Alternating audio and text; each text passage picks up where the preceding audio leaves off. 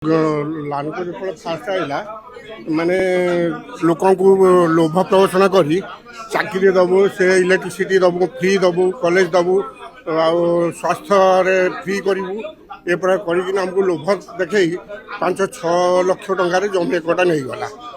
ତାପରେ ଜମି ନେଲା ପରେ ସେ ତାର ଜାଗାକୁ ନଷ୍ଟବଷ୍ଟ କରିଦେଲା।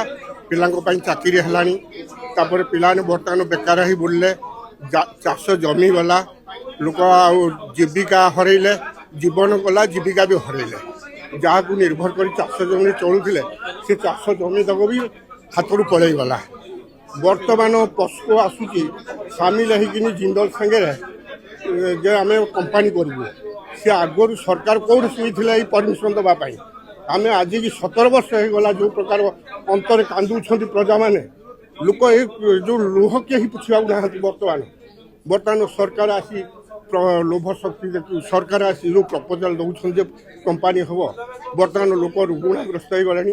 ତାପରେ ଆମର ଗୋଟେ ରାସ୍ତା, ଗୋଟିଏ ପଞ୍ଚାୟତ ରାସ୍ତାରେ ଇଏ କମ୍ପାନୀ ବାଟେ ଗାଡ଼ି ଯିବା କଥା, ରାସ୍ତା ହେବା କଥା, କମ୍ପାନୀ ଯେଉଁ ଜାଗା ନେଇଛି ତାକୁ ନ ନେଇ ଆମର ଗୋଟେ ଟର୍ଣ୍ଣିଂ ଭିତରେ ସିଧା ରାସ୍ତାକୁ ନ ନେଇ ଟର୍ଣ୍ଣିଂ ଦେଇକି ଆମ ଗାଁ ଭିତରେ ରାସ୍ତାକୁ ସେ ନେଉଛି।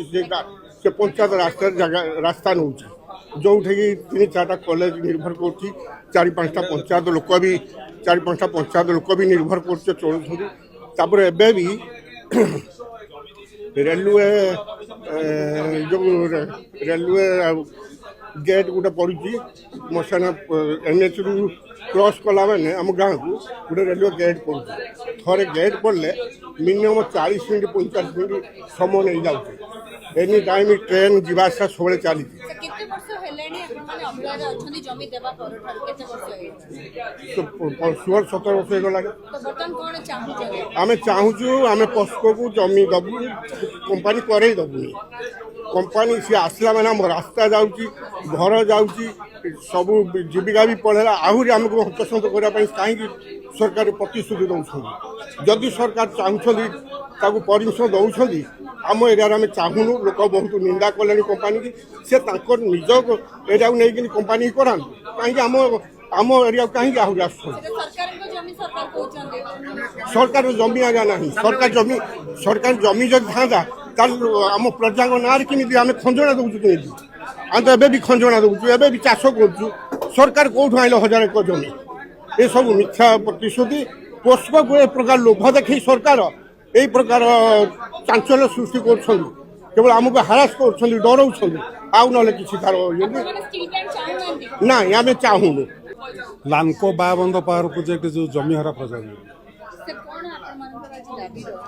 ଆମର ଦାବି ହେଉଛି ଆଜ୍ଞା ଯେ 5 ବର୍ଷ ଭିତରେ କମ୍ପାନୀ କାର୍ଯ୍ୟକ୍ଷମ ହେଇପାରିଲାଣି କି କମ୍ପାନୀ ବି କିଛି ହେଇପାରିଲାନି। ଆମେ ଜମି ଦେଲୁ, ଆମ ପିଲାମାନେ ବି ବେକାର ବସିଲେ, 15 ବର୍ଷ ଅପେକ୍ଷା କରିକି ବସିଛନ୍ତି। ନା ଆମେ ଚାହୁଁଛୁ ସେ ଯେଉଁ ଲ୍ୟାଣ୍ଡ ଆକ୍ୱିଜିସନ୍ ହେଇଛି ସେଟା ଇଲିଗାଲ, ସେଟା ବି ଆମେ ଉଚ୍ଚ ନ୍ୟାୟାଳୟରେ ଆମର କେସ୍ ବି ଚାଲିଛି। ତେଣୁ ସେ ଜମି ଆମକୁ ଯେଉଁ ନିୟମ ଅଛି 5 ବର୍ଷ ଭିତରେ ଆମ ଜମି ଆମକୁ ଫେରେଇ ଦେବୁ। ତାପରେ ଆମେ ଚିନ୍ତା କରିବୁ କାହାକୁ ଦେବୁ। ସବୁ ଜମି ଦେଇନୁ।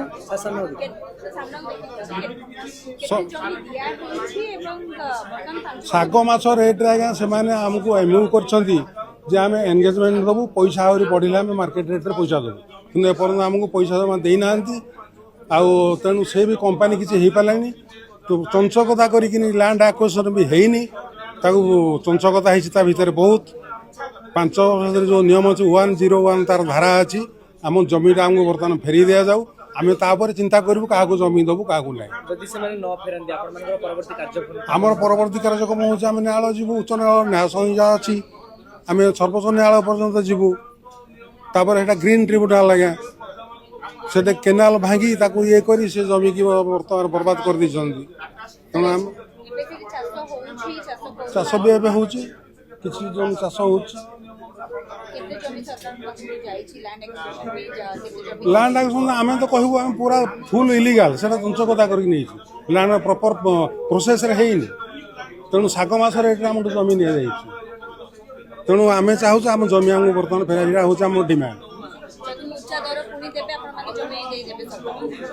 ସରକାରଙ୍କୁ ଫେର ଆମେ ଦେବୁ, ଯିଏ ଆସିବ ଆମେ ଚିନ୍ତା କରିବୁ। ଯଦି ସେଇଟା ସୁଇଟେବୁଲ୍ ପ୍ଲାନ୍ଟ ହେଲା किंतु स्टील प्लांट ପାଇଁ ନୁହଁ ଆମେ ଜମି ଦେବୁନି କୌଣସି ଗ୍ରୀନ୍ ଇଣ୍ଡଷ୍ଟ୍ରି ଆସିବ ତାକୁ ଆମେ ଜମି ଦେବୁ। देश विदेश कोण अनुकोण टेक्निक खबर देखंतु आम सह यूट्यूब फेसबुक और इंस्टाग्राम रे आमको देखंतु लाइक शेयर और सब्सक्राइब करने को आद्यम भूलंतुनी।